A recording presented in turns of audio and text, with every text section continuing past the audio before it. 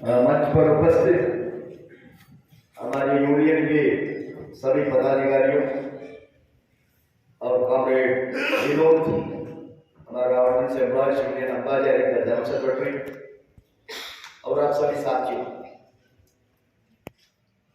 आज का इस मीटिंग का मुख्य विषय है केवल मेंबरशिप वेरिफिकेशन नहीं, वो है उसके लिए काम करना है, उसके लिए प्रयास करना है, वो हम लोग का यूनियन का कैडर होने का नाते जिम्मेदारी है। लेकिन ये अचानक मेंबरशिप वेरिफिकेशन सरकार करने पर क्या कारण है? कुछ कारण तो है। आप सबको मालूम है, पिछले 9 साल से मोदी सरकार दिल्ली में आने के बाद ऑर्डिनेंस फैक्ट्री के खिलाफ में, मजदूर के खिलाफ में नया नया नीति उन्होंने बना के इस देश के डिफेंस कर्मचारी को परेशान है। कोविड-19 में 2020 आप सबको याद है, कोविड-19 में पूरा हिंदुस्तान लॉकडाउन में, हम लोग लॉकडाउन में था,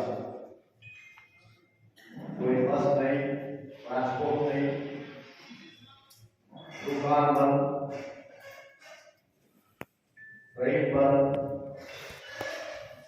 सब लोग घर में। सरकार ने बोला आपको घर में बैठना है। कोविड-19 पैंडेमिक वायरस बहुत सीरियसली देश में आ चुका है, आप लोग सब घर में। प्रधानमंत्री ने, लेकिन उस परिस्थिति को यूज कर एक दिन 2020 मई महीने में निर्मला सीतारामन जी, हमारा फाइनेंस मिनिस्टर, टीवी में आके अनाउंस किया कोविड-19 पैकेज का नाम पर, कोविड-19 पैंडेमिक पैकेज का नाम पर उन्होंने अनाउंस किया हम ऑर्डिनेंस फैक्ट्रीज को कॉर्पोरेटाइज कर रहा है। पूरा देश बंद है, आप कोई आंदोलन नहीं कर सकते, आप उसका विरोध में कुछ भी नहीं कर सकता। ऐसा परिस्थिति को पूरा यूटिलाइज करके उन्होंने ऑर्डिनेंस फैक्ट्री को 7 टुकड़ा किया, 7 कंपनी बनाया, 5 मिनिस्टर का एग्रीमेंट है, जॉर्ज फर्नांडिस साहब से लेके मनोहर पर्रिकर तक। हम कभी भी ऑर्डिनेंस फैक्ट्रीज को कॉर्पोरेटाइज नहीं करें, लेकिन वो सब वेस्ट बास्केट में छोड़ के, उनका पास अधिकार है, उनका पास पावर है करके उन्होंने वो डिसीजन लिया। उस पैंडेमिक का समय भी, उस कोविड-19 का समय भी तुरंत हम लोग ने एक्शन किया। हम लोग ने निर्णय लिया कि सरकार का नीति का खिलाफ में हम अनिश्चितकाल हड़ताल में जाएंगे, हमारा पास दूसरा कोई ऑप्शन नहीं। नोटिस दिया, उसको समझ में आ गया ऑर्डिनेंस फैक्ट्री कर्मचारी पूरा नाराज है, ऑर्डिनेंस फैक्ट्री कर्मचारी उसका डिसीजन को समर्थन नहीं करेंगे, हड़ताल तो 100% सक्सेस होगा, वो सरकार को बहुत बड़ा हेडेक होगा। इसलिए सरकार ने क्या किया, एडसो एसेंशियल डिफेंस सर्विस ऑर्डिनेंस उसको पास किया। उसका बाद उसी कानून को पार्लियामेंट का रबर स्टैंप चाहिए ना, तो पार्लियामेंट में ही पास किया। 1 मिनट भी उस कानून का ऊपर चर्चा नहीं किया पार्लियामेंट। विरोधी पार्टी का एमपी, वामपंथी का एमपी, डीएमके का एमपी, इन लोग सब पार्लियामेंट में अल्लाह किया, ये गलत है, ये आईएलओ का नॉर्म्स के खिलाफ में है। हमारा देश के बाबा साहेब अम्बेडकर ने लिख के रखा है, राइट टू प्रोटेस्ट, वर्कर को अधिकार है प्रोटेस्ट करने के लिए, हड़ताल भी एक प्रोटेस्ट है, तो उसको आप कैसे बंद करेंगे? अब हड़ताल करेगा तो 1 साल जेल, 10,000 रुपया फाइन। हड़ताल का फेवर में श्री कुमार भाषण करेगा, उसको 2 साल जेल। 20,000 रुपया फाइन। हड़ताल के लिए कोई दुकान वाला आपको 5 रुपया डोनेशन दिया, उसको भी 1 साल जेल, 10,000 रुपया फाइन। बिना चार्जशीट, बिना इंक्वायरी आपको सर्विस से निकाल सकता है, ये सब उस कानून में। हम लोग ने ILO को कंप्लेंट, इंटरनेशनल लेबर ऑर्गेनाइजेशन को, ये आपका हड़ताल के बारे में, राइट टू प्रोटेस्ट के बारे में आपने कन्वेंशन पास किया, उसमें हमारा इंडिया भी एक पार्टी है, लेकिन आज का सरकार उसको वायलेट कर रहा है। ILO ने उनको चिट्ठी लिखा, एक्सप्लेनेशन पूछा सरकार से। हम लोग फिर दिल्ली हाई कोर्ट में इस एट्सा को चैलेंज किया। हमारा सीनियर वकील संजय परीख ने, हम और पाठक जी दोनों उनसे गया, हमारा वाइस प्रेसिडेंट भी हरभजन सिंह जी भी आया था। हम लोग सब मिलकर बैठ के कम से कम एक आधा दिन उनका ऑफिस में सब डिस्कस करने के बाद अच्छा पॉइंट्स निकाल के जज का सामने आर्ग्यू किया। उसका बाद सरकार वकील के पास दूसरा कोई ऑप्शन नहीं था, उन्होंने खुद बोल दिया एट्सा अभी खत्म होगा, हम लोग उसको एक्सटेंड नहीं करेंगे। इसलिए साथियों, आज आपका ऊपर कोई एट्सा नहीं है, तो सरकार को तकलीफ है, सरकार को नुकसान है। कॉर्पोरेशन के खिलाफ में हमने मद्रास हाईकोर्ट में केस फाइल किया। इतना बड़ा डॉक्यूमेंट हमारा वकील ने बना के उधर भी सीनियर लॉयर को रखा है, केस फाइल। सरकार का डिसीजन कितना गलत है, एक पॉइंट हम लोग उसमें रखा है, विस्तार में जाने का समय नहीं है। पिटीशन को हम लोग ने फाइल किया, तो सरकार को मालूम होता है, हमने पिटीशन फाइल किया। एडिशनल सॉलिसिटर जनरल, ऑर्डिनरी सरकार वकील नहीं आया, एडिशनल सॉलिसिटर जनरल उस दिन कोर्ट में आके जज के सामने, साहब इस पिटीशन को डिसमिस करो। ये सरकार का पॉलिसी है। It is a democratically elected government which has got a mandate in the parliament. जनता ने इस सरकार को वोट दिया, पूरा अधिकार दिया, पार्लियामेंट में उसको मेजॉरिटी है, तो उसको पॉलिसी निर्णय लेने का पूरा पावर है। एक फैक्ट्री सरकार में रहेगा, प्राइवेट में रहेगा, कंपनी बनेगा, ये पूरा गवर्नमेंट का अधिकार है, उसमें कोई भी इंटरफियर नहीं कर सकता। इस यूनियन भी उसको प्रोटेस्ट नहीं कर सकता। हम लोग को मालूम, ये आर्गुमेंट सब इन लोग कोर्ट में रखेगा करके हम लोग भी एक हफ्ते पूरा दिन चेन्नई का हमारा सीनियर लॉयर का चैम्बर में बैठ के सबसे पहले सरकार का तरफ से हमारा खिलाफ में क्या क्या पॉइंट आएगा वो पूरा नोट करके ही रखा। तो हमारा एडवोकेट ने पूछा, ठीक है, आपको पार्लियामेंट में पावर है, जनता ने आपको वोट दे दिया, आपको कुछ भी करने का अधिकार है, उस विषय में बात में आए, उसके बाद में हम आर्ग्यू करेंगे। लेकिन हमारा इमीडिएट इश्यू क्या है, हमने हमारा वकील को आवड़ी का तीनों ऑर्डिनेंस फैक्ट्री का 3-4 वर्कर का, एक फैक्ट्री का 3 वर्कर, 4 वर्कर, 5 वर्कर का अपॉइंटमेंट ऑर्डर का कॉपी निकाल के दिया। आप भी घर जाने के बाद आपका अपॉइंटमेंट ऑर्डर निकाल के थोड़ा देखो। What is an appointment order? An appointment order क्या है? अपॉइंटमेंट ऑर्डर है इस देश का राष्ट्रपति, हम लोग का एम्प्लॉयर, उनका और हमारा बीच का ऐसे कॉन्ट्रैक्ट।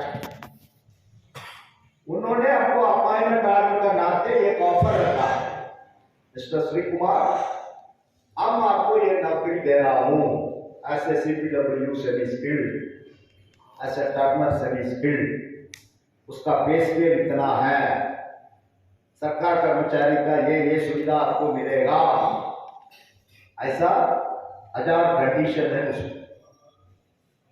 उसमें ये भी कंडीशन है, आप 2 शादी नहीं कर सकता, you cannot have 2 living spouse at a time. वो आप 2 शादी करेगा तो नौकरी चले जाएगा, कंडीशन है। एक 2004 का बाद नौकरी में आया हमारा नौजवान साथी, उनका संख्या ज्यादा है। आपका रिक्रूटमेंट ऑर्डर में लिखा है आपको नया पेंशन स्कीम भी लागू होगा। अब घर जाने के बाद देखिए, ये सब हमारा वकील ने पूछा, ये सब उसमें लिखा है ना, अपॉइंटमेंट ऑर्डर में आपने ये समझ और कंडीशन लिखा है। लेकिन इस अपॉइंटमेंट ऑर्डर में किधर भी एक शब्द लिखा है, have you written one condition in this appointment order?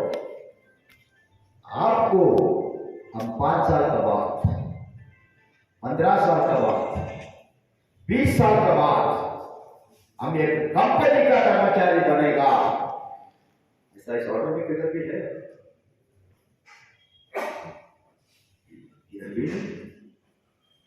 तो जज साहब ने पिटीशन को एडमिट किया, सरकार का वकील को बोला, इसका सवाल का क्या जवाब है?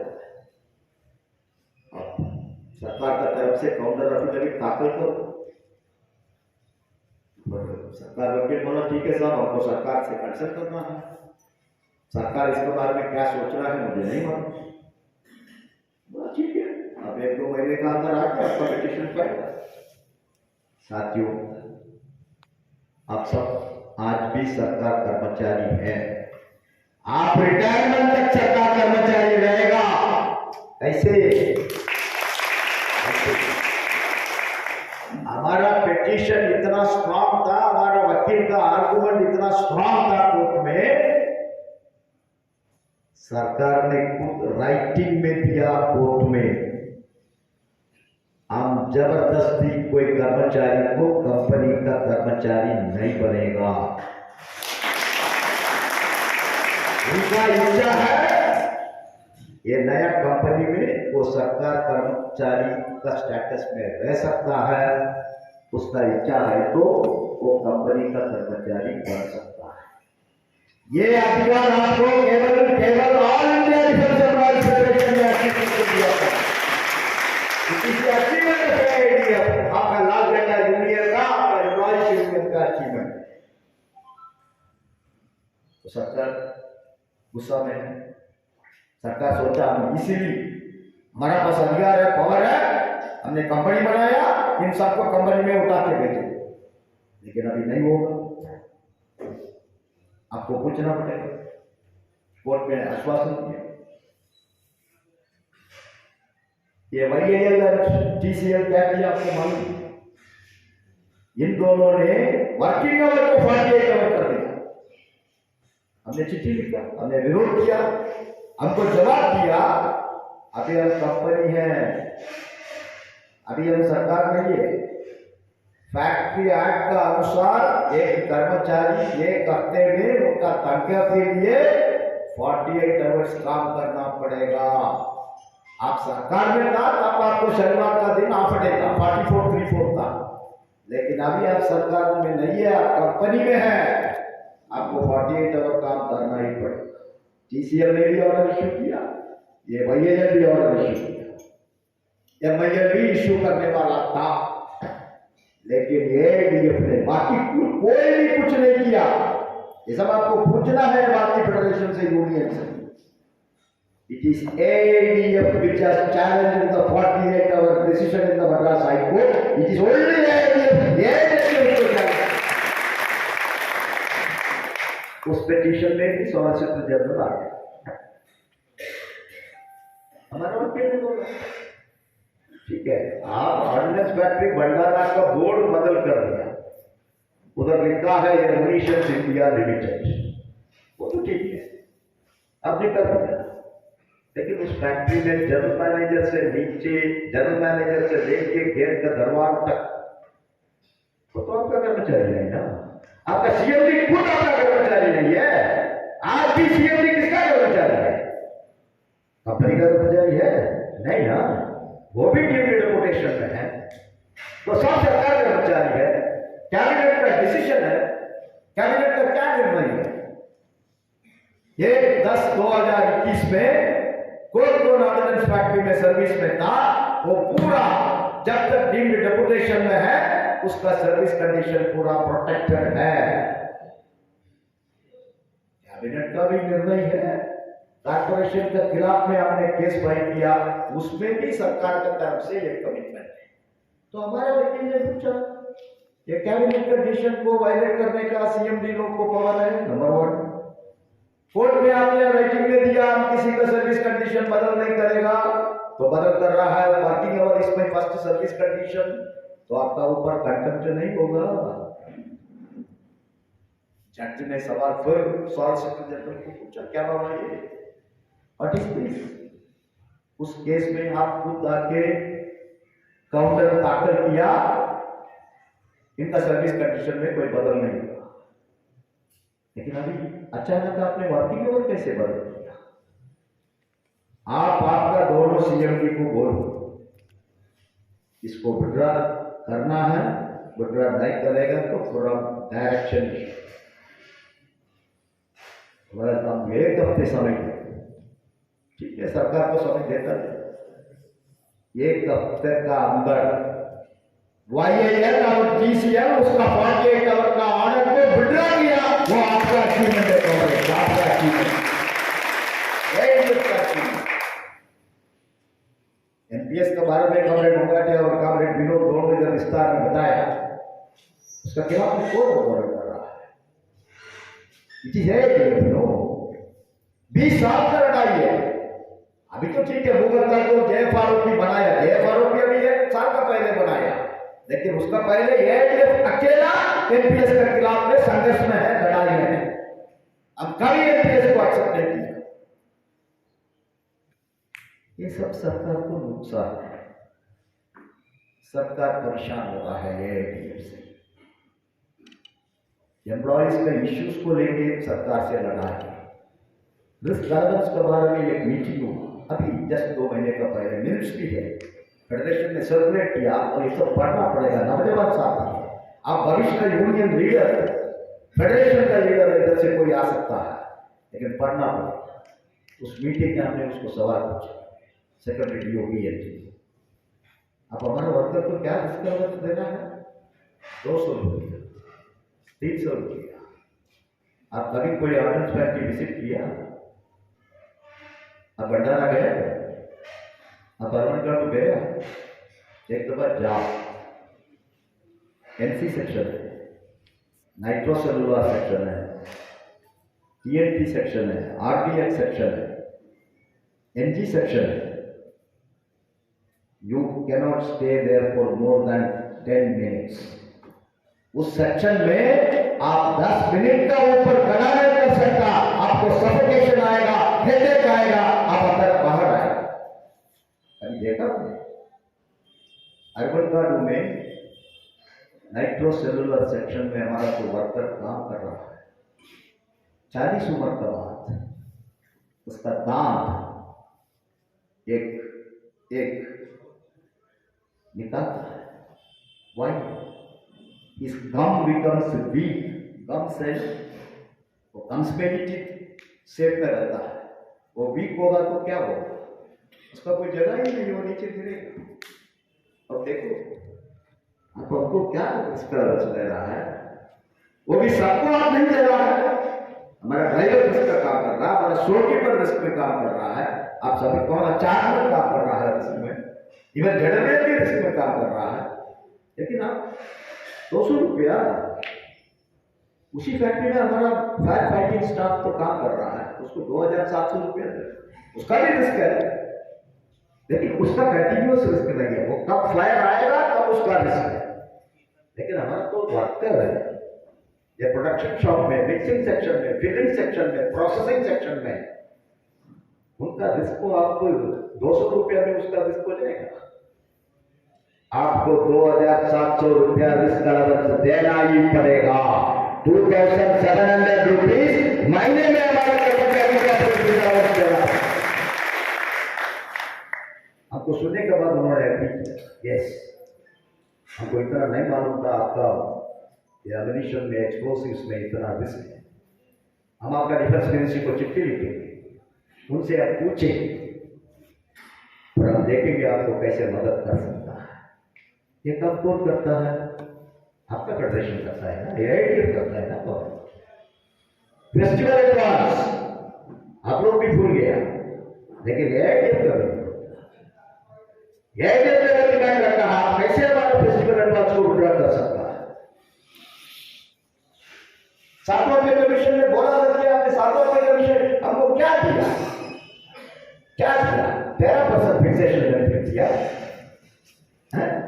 उसके लिए आप हमारा फेस्टिवल एडवांस कौन करेगा? वो तो फ्री नहीं है। आप 10 इंस्टॉलमेंट में रिकवरी करता है, क्यों नहीं देगा? बहुत आर्गुमेंट हुआ। मैं पूछा आपका घर में आपका मैडम सर्वेंट को नहीं रखा है बर्तन धोने के लिए, कपड़ा धोने के लिए, उसको भी दिवाली का समय आप फेस्टिवल एडवांस देता है? हाँ देता है, उसको देगा। राज्य कर्मचारी को फेस्टिवल एडवांस है, प्राइवेट इंडस्ट्री में फेस्टिवल एडवांस है, लेकिन केंद्र सरकार कर्मचारी को फेस्टिवल एडवांस नहीं देगा। तो उसको समझ में आया ठीक है आपका क्या दिया? हम लोगों ने बोला हमारा एक बेसिक पे दे दो। मैंने आपका बेसिक पे 70,000 दे रहेगा, वो डिस्कस करेंगे। उसका एक सीट रखो, 50,000 रखो, 40,000 रखो, कुछ भी रखो, वो आपस में तय करेंगे। बहुत डिस्कशन होने के बाद फाइनेंस सेक्रेटरी ने मीटिंग में आश्वासन दिया हम अभी इमीडिएटली आपको उतरा नहीं दे सकता, लेकिन हम 20,000 रुपया आपको फेस्टिवल एडवांस देने के लिए रेकमेंड करेगा कैबिनेट को।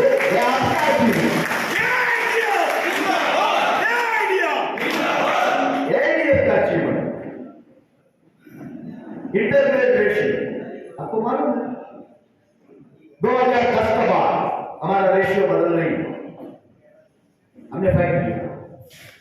आप ऑफिसर लोग को 5 साल में एक दफा कैडर रिव्यू होता है, हमारा वर्कर को नहीं होगा। हमारा वर्कर को रेशियो परिवर्तन होना है, 20% होना है MCM, 25% होना है HS1, 25% होना है HS2। एग्री किया, सेटलमेंट हुआ मीटिंग में, कॉर्पोरेशन हो गया, फाइल को बगा दिया। 2 साल लड़ाई किया, कॉर्पोरेशन को बिल्डिंग हुआ बाबा, हम नहीं हुआ। हमारा एक भी कर्मचारी तुम्हारा कंपनी का नौकर नहीं रहेगा, हम सरकार का नौकर है, सरकार नहीं नौकरी करेगा। इतना झगड़ा करने के बाद फिर फाइल को वापस उठा के अभी सबको चिट्ठी लिखा है, अब उतना रेशियो को देने में सरकार को कितना पैसा ज्यादा खर्चा होगा। लेकिन कौन किया है काम? एडीएफ ने किया ना, 18 महीने का आपका DA बंद करके रखा, 18 महीने का, इसका क्या अधिकार है? हमारा पैसा है ना, हमारा पैसा है ना 18 महीने का DA। अब बंद करके रखने के लिए आपको कौन अधिकार दिया? उसको फाइट करना है, वो देना पड़ेगा। सुप्रीम कोर्ट का जजमेंट है, कोई भी इमरजेंसी में सरकार कर्मचारी का तनख्वाह अलाउंसेस कुछ महीने के लिए बंद करके रख सकता है, लेकिन परमानेंटली सरकार कर्मचारी का तनख्वाह बंद करने के लिए आपको अधिकार नहीं है। ये सुप्रीम कोर्ट का जजमेंट निकाल के दिया। जून महीने में हमारा साथी रिटायर होगा, दिसंबर में रिटायर होगा, 1 जुलाई में सर्विस में नहीं है, 1 जनवरी में सर्विस में नहीं है, उसको इंक्रीमेंट नहीं देता है। सुप्रीम कोर्ट का 1000 केस हो चुका है, अभी अब फाइट कर रहा है, जल्दी उसका आर्डर होने वाला है। उन लोग रिटायरमेंट का समय एक इंक्रीमेंट उसका पेंशन के लिए डाले, वो मिले। ड्रेस अलाउंस 5,000 रुपया इसका बराबर आयुष को भी मिलना चाहिए, को भी मिलना चाहिए। तो ये सब कांग्रेस सरकार को बहुत इसका कैटेगरी पूरा करा दिया, कॉर्पोरेशन हो गया, नहीं मिलेगा। अभी भी आप 7,100 रुपया में आपका फीस रहेगा। हम 8वां पे कमीशन का डिमांड अभी रखा है, कारण 1 जनवरी में इस साल अभी 1 जनवरी से 4% DA बढ़ेगा। आपका DA होगा 50%, आपका HRA बढ़ेगा, आपका जनरल एजुकेशन अलाउंस बढ़ेगा, आपका कन्वेंस अलाउंस बढ़ेगा, वो सब बढ़ेगा। इसीलिए हमने बोला वो भी बढ़ेगा, आप साइटेशन 8वां पे कमीशन डिक्लेयर करो। लेकिन 8वां पे कमीशन के लिए हम फाइट कर रहा है। हमारा पीस वर्कर का पीस रेट अभी भी 6ठे पे कमीशन का 7,100 रुपया में, 19,900 रुपया में रेट देने के लिए कॉर्पोरेशन का पहले ऑर्गन्स फैक्ट्री बोर्ड का बाद एग्रीमेंट हो गया। अब कॉर्पोरेशन हो गया करके बंद करके रखता है। तो ये सभी विषय लेके कवरेज सरकार से एडीएफ का बहुत लंबा लड़ाई चल रहा है। अब एनपीएस में सोमनाथ कमेटी बना है, मोगाटे साहब ने बताया। निर्मला सीतारामन जी पार्लियामेंट में बोल रहा है हमारा पास बहुत पिटीशन आ गया एनपीएस में इंप्रूवमेंट करने के लिए। हम लोग ने इमीडिएटली उसको चिट्ठी लिखा है। इंप्रूवमेंट कौन मांगा बाबा? अब एवरीबॉडी डिमांडेड फॉर इंप्रूव। इस देश का सभी सरकार कर्मचारी का एक भी डिमांड है, एनपीएस में कोई इंप्रूवमेंट नहीं चलेगा। हमको हमारा पुराना पेंशन का अधिकार वापस मिलेगा।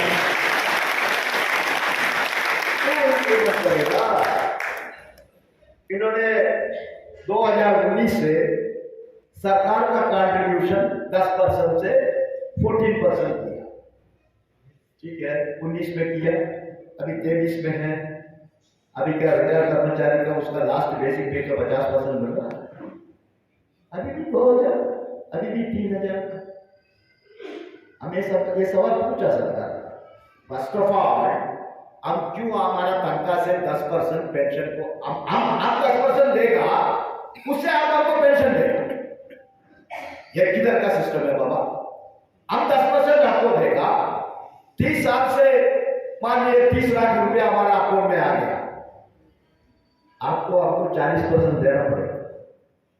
ये पैसा आप ही रखता है, हमको नहीं देता ना, आप ही रखता है। उसमें 40% आप रिटायरमेंट के बाद आपको देना पड़ेगा, उससे आप आपको पेंशन देगा 2,000 रुपया, 3,000 रुपया। First of all why should they contribute? आप आपको क्या बोलता है? आप 24 आवर्स सरकार कर्मचारी, you are 24 hours government employee. हम कभी भी आपको काम के लिए बुलाएगा। कोविड-19 में हम लोग काम नहीं किया। 19 ऑर्गन्स फैक्ट्री कोविड-19 में मास्क बनाने के लिए, कवरा बनाने के लिए, हैंड वॉश बनाने के लिए, सैनिटाइजर बनाने के लिए, हॉस्पिटल सेट बनाने के लिए, वेंटिलेटर रिपेयर करके देने के लिए हमारा 19 ऑर्गन्स फैक्ट्री कोविड पैंडेमिक का समय काम किया। बहुत बढ़कर उसका वजह से डेथ भी हो चुका है, उसको अभी तक कंपैशन अपॉइंटमेंट नहीं किया। राइट ना, 24 आवर्स हम कोई प्राइवेट काम कर सकता है, हम कोई एलआईसी एजेंट हमारा नाम पर ले सकता है, हम पोस्ट ऑफिस सेविंग्स बैंक का एजेंट बन सकता है। बनेगा तो हमारा नौकरी चले जाएगा। हम पार्ट टाइम काम भी नहीं कर सकता। हम पार्ट टाइम कोई कॉलेज में पढ़ना है तो भी आपको कमीशन लेके आपको जाना। तो ऐसा कर्मचारी पेंशन के लिए क्यों कंट्रीब्यूट करेगा? Why should be contribute? ये आपका जिम्मेदारी है। सुप्रीम कोर्ट का जजमेंट है, pension is not a bounty, pension is not an ex gratia, pension is not made at the sweet will of the employer, pension is a fundamental right of the government. आज का supreme court का chief justice है ना चंद्रचूड़ साहब, उसका पिताजी भी चंद्रचूड़ साहब, वो था 1982 में सुप्रीम कोर्ट का चीफ जस्टिस।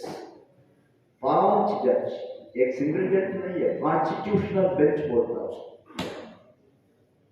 5 जजेस बैठ के गवर्नमेंट ऑफ इंडिया को 1982 दिसंबर 17 में नकारा करके एक सीनियर अकाउंट फाइनेंस ऑफिसर था एमओडी में, उसका केस में हिस्टोरिकल जजमेंट दिया, pension is not a bounty, pension भीख नहीं है, पेंशन सरकार कर्मचारी का अधिकार है।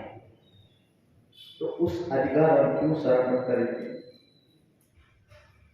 पुराना पेंशन में ठीक है, हमने लड़ाई किया, इसलिए ग्रेचुइटी का भी कानून हो गया।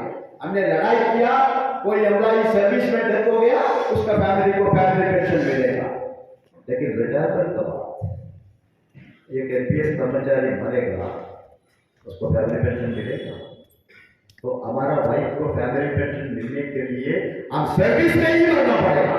रिटायरमेंट के बाद मरेगा तो हमारा वाइफ को पेंशन नहीं मिलेगी। किधर चल दुनिया में ऐसा किधर पे ऐसा कानून है? इसको बदल करने के लिए हम सरकार से पूछ रहा है।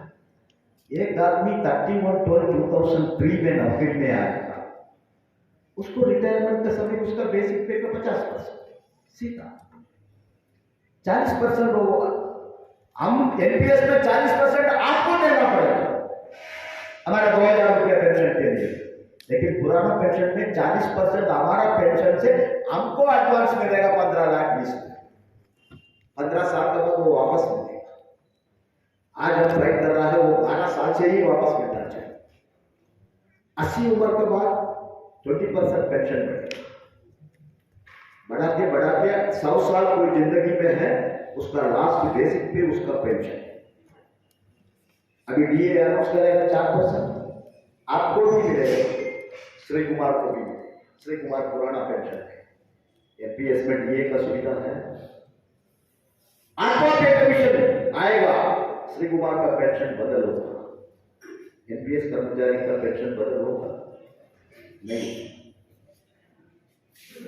इसका अलावा पेंशनर का डेथ हो गया, उसका वाइफ को फैमिली पेंशन, उनका भी डेथ हो गया, उसका फैमिली में कोई अनमैरिड डॉक्टर है, उसको भी फैमिली पेंशन, कोई विडो डॉक्टर है, उसको भी फैमिली पेंशन, डाइवर्स डॉक्टर है, उसको भी family pension, physically handicapped children, physically disabled children, उसको भी family pension, mentally retarded children, उसको भी फैमिली पेंशन।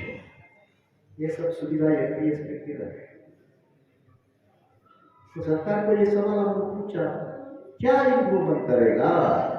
आप सरकार कर्मचारी को बेवकूफी मत बनाओ। सरकार कर्मचारी ऐसा थोड़ी नौकरी में आता है। एक वैकेंसी के लिए 5 लाख लोग अप्लाई करता है, एक वैकेंसी के लिए। हमारे देश में इतना अनएम्प्लॉयमेंट है, 50 परीक्षा लिखने के बाद उस 5 लाख में एक आदमी को नौकरी मिलता है। ऐसा आदमी को अब बोल रहा है 30 साल 35 साल तुम 10% कंट्रीब्यूट करो, उसका बाद तुम्हारा पैसा से 40% हमको दे दो, हम आपको 2000 रुपया पेंशन दें। इसको कैसे टॉलरेट करेगा पब्लिक? इसलिए उसका खिलाफ में लगा है संघर्ष। ये सब सरकार को पसंद नहीं होगा। हमने कितना भी विषय आपका सामने रखा है, ये सब अकेला एडीएम सरकार से लड़ाएंगे। तो सरकार को आईएनटीयूसी से कोई तकलीफ नहीं, आईटीडब्ल्यू में उसको कोई परेशानी नहीं, उन्होंने खुद कॉर्पोरेशन को एक्सेप्ट कर दिया, हो गया काम। अब बीएमएस के बारे में सरकार क्या सोच रहा है, वो तो हमारा ही ऑर्गेनाइजेशन है, सरकार का ही है, वो भी आरएसएस का है सरकार, ये भी आरएसएस का है, तो कभी हमारा चुनाव में कुछ नहीं करेगा। लेकिन ये फेडरेशन है, उसका नाम है all India defence employees federation, वो हमको परेशान करता है, वो हमको तकलीफ देता है। हम कोई भी विषय लागू करने के लिए कोशिश करो, उसको ऑब्स्टेकल करता है, उसके खिलाफ में लड़ाई करता है, चिट्ठी लिखता है, कोर्ट में जाता है, फाइट करता है। तो सरकार का दिमाग में आ गया इनका पीछे कितना है, इतना ताकत लेके इतना संघर्ष कर रहा है, इतना लड़ाई कर रहा है, इसका पीछे कितना कर्मचारी है। हम लोग की सोचा ठीक है, हम लोग को भी मालूम होना चाहिए ना, हम लोग क्या गलत कर रहा है, ठीक कर रहा है। हम कॉर्पोरेशन के खिलाफ का लड़ाई ठीक है गलत है, आप सरकार कर्मचारी से ही रिटायरमेंट और बना करके आप फाइट कर रहे हैं, गलत है ठीक है। आपको 2700 रुपया डिस्काउंट मिलना चाहिए करके आप फाइट कर रहे हैं, गलत है ठीक है।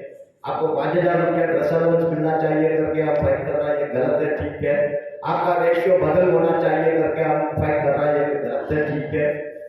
हमने सीएसटी कैंटीन को फाइट कर रहा है, हमारा फौजी को 4 व्हीलर 4 व्हीलर मिलेगा, लेकिन हमारा सिविलियन कर्मचारी को 4 व्हीलर सीएसटी कैंटीन से नहीं मिलेगा।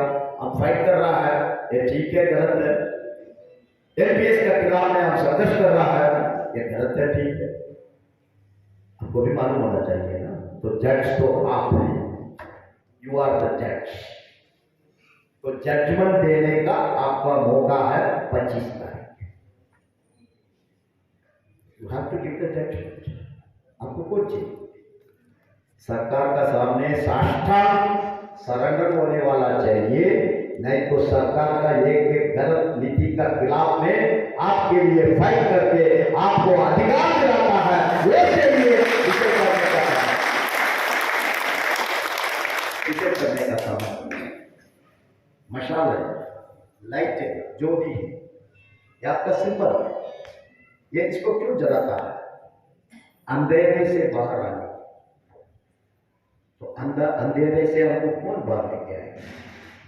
लाल झंडा, employees union, all India defence employees. हम 2 अपील करने के लिए इधर आ चुका था, सब ज्यादा नहीं बोल रहा हूँ। आपको भी नागपुर जाना, कल सुबह पर भुसावल जाना है। हम आपको 2 अपील करने के लिए आए। एक अपील, एडीएफ को ताकत दीजिए, हमारा एम्प्लॉइज यूनियन को ताकत दीजिए। 65% का ऊपर हमारा फेडरेशन को, हमारा फेडरेशन का अफिलिएटेड यूनियन है एम्प्लॉइज यूनियन को, उनको ताकत दीजिए। वो अपील करने के लिए आपका सामने आएगा। उस ताकत को लेके आपने आपको तो स्ट्रेंथ देना है ना, हमारा फेडरेशन एडीएफ को, उस स्ट्रेंथ को लेके इस सरकार का कितना भी गलत नीति है उसका खिलाफ में फाइट करेंगे। आपका ऑर्डिनेंस प्रैक्टिस को आपको बचाने का काम करेगा ऑल इंडिया डिफेंस एम्प्लॉइज। हमारा दूसरा अपील है, आपसे ऑप्शन मांगेगा। हाईकोर्ट पे कमिटमेंट दिया, हमने किसी को भी जबरदस्ती नहीं डालेगा, जबरदस्ती नहीं करेगा, वो तो पक्का है। करेगा तो हम छोड़ेगा नहीं, कंटेम्प्ट इनका ऊपर होगा, फिर जेल में जाना होगा। तो जबरदस्ती नहीं करेगा। उतना प्रोटेक्शन एडीएफ ने आपके लिए किया, लेकिन आपसे ऑप्शन तो मांगेगा, लालच करेगा। एमएलए में आएगा तो 4 इंक्रीमेंट मिलेगा, आपको 2 प्रमोशन मिलेगा, आपका तनख्वाह में 2000 रुपया ज्यादा मिलेगा। ये सब लालच 2000 में बीएसएनएल कर्मचारी को दिया, 1000 रुपया उसका तनख्वाह में ज्यादा दिया, 1000 रुपया, 2000 का 1000, आज का 10,000 रुपया है। उसको सबको एक टेलीफोन फ्री दिया। 3.5 लाख कर्मचारी कंपनी में एग्रीमेंट साइन करके ज्वाइन किया। आज बीएसएनएल में टाइम पर तनख्वाह नहीं मिल रहा है। 80,000 80,000 एम्प्लॉइज वॉलंटरी रिटायरमेंट लेके गया, उनका अभी तक ग्रेजुटी काउंटेशन एनकैशमेंट नहीं मिला। लालच में हमको भी वही लालच करेगा, ये सब हम आपको देगा। अब हमारा कंपनी में आओ, नहीं जाना, हमको नहीं चाहिए, हमको नहीं चाहिए। अब ये 4 एग्रीमेंट के लिए सरकार का नौकरी में नहीं है। इस देश का सभी केंद्र सरकार कर्मचारी को क्या मिलेगा उतना ही हमको भी मिलने दो, हम उसमें संतुष्ट है, हम उसमें खुश हैं।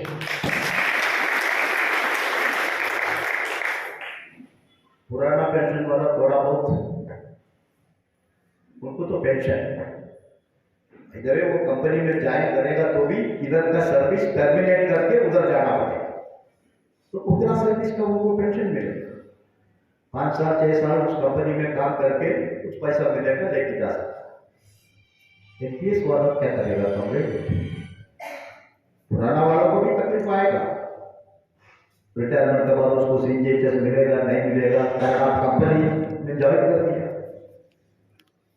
सीएसटी कैंटीन का सुविधा मिलेगा नहीं मिलेगा कोई गारंटी नहीं।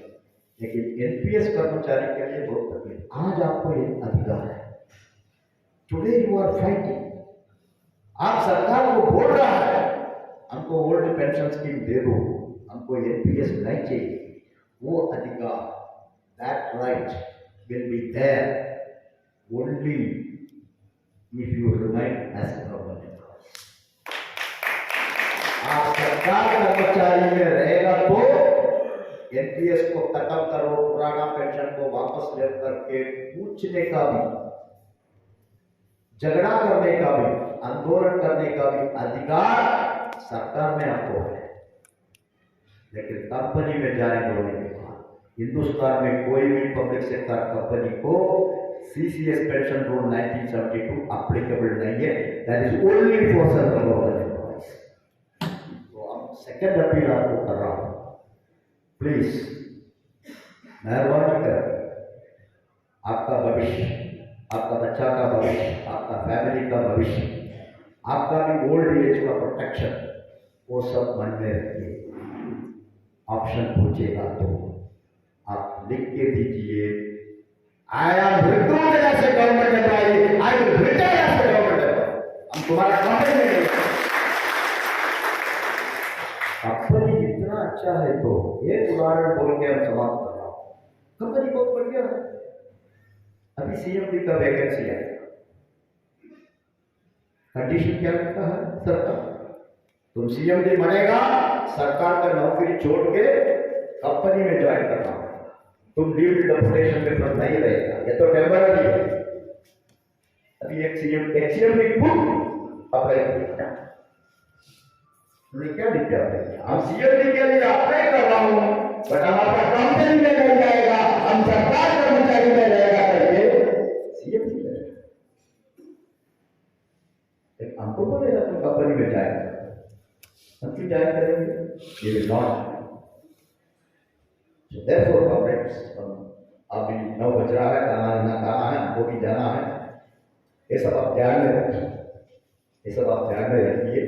मुझे पूरा विश्वास है, आप सब तक हम देख रहा है सुबह से आप लोगों के साथ एक आक्रोश, एक जोर है।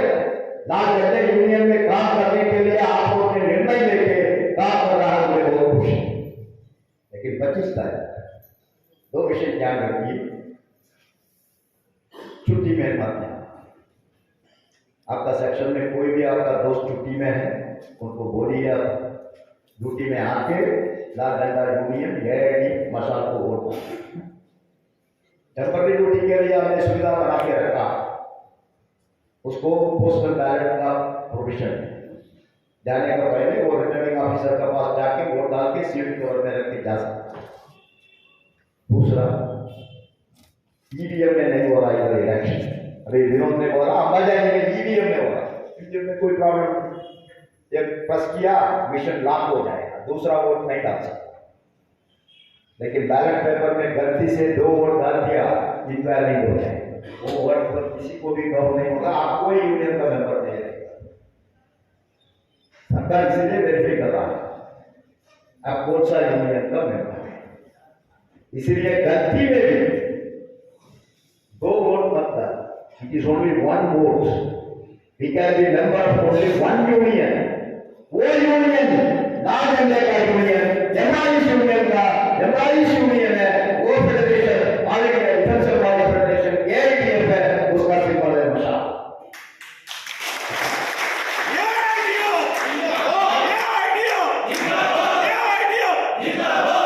मुझे पूरा विश्वास है कॉम्रेड्स आपका ऊपर, हम इस विश्वास लेके कल जा रहा हूँ वापस, ठीक है। हम ये विश्वास लेके जा रहा हूँ, एक विषय हमने लिख के दिया झारखंड का प्रमोशन के बारे में, वो तो हाई कोर्ट में है, किसी ने कोर्ट में फाइल किया, एमसीएम और चेयरमैन दोनों बराबर पे स्केल में है, इसलिए एचएस वन को प्रमोशन दिया। अब एक केस चल रहा है, लेकिन एमसीएम तो सीनियर है, सरकार का ऑर्डर है, एमसीएम चेयरमैन दोनों बराबर है तो भी चार्जमेंट एक सुपरवाइजरी पोस्ट है, इसलिए एमसीएम से चेयरमैन बढ़ा, उसको एक इंक्रीमेंट दे दो, सरकार का ये ऑर्डर है। लेकिन कोर्ट में जाने का सबको हमारा देश में अधिकार है। अभी सरकार में फाइट कर रहा, हम लोग से मीटिंग हो गया, अभी एसआरओ अमेंड करके एसआरओ में प्रोविजन रखा है एमसीएम चेयरमैन बनेगा, थोड़ा टाइम रहेगा, कोर्ट का मैटर है। अभी हमारा लड़का लोग एलडीसी एग्जाम लिखा है, लेकिन अभी किसी ने कोर्ट में गया, अभी वो भी स्टे करके रखा है। अब किसी ने बोला क्वेश्चन पेपर लीक हो गया, तो उसको लेकर अभी कोर्ट केस चल रहा है, तो कोर्ट में जाने में ये सब प्रॉब्लम आएगा, लेकिन फेडरेशन इसको भी सेटल करने का प्रयास करता है। देखो साथियों, हम दोबारा आपको अपील कर रहा हूँ, ऑर्डिनेंस फैक्ट्री भंडारा में मेंबरशिप वेरिफिकेशन का रिजल्ट तो 27 तारीख को वोट बॉक्स ओपन करके काउंट करेगा। हमारा लाल झंडा यूनियन को, एमआईएस यूनियन को, एआईडीएफ को 65% का मेंबरशिप आप दीजिए। हम आश्वासन दे रहा हूँ, उसका वो ताकत को लेके इस सरकार का नीति का खिलाफ में हम फाइट करेंगे, हम संघर्ष करेंगे, हम सभी सरकार के सामने सरेंडर नहीं करेंगे, आपका इंटरेस्ट कॉम्प्रोमाइज करेंगे, आपका बेनिफिट के लिए, आपका अधिकार के लिए फाइट करने वाला एक ही संगठन है इस देश में डिफेंस में, वो all India defence employees federation है। आप सबको लाल सलाम, धन्यवाद।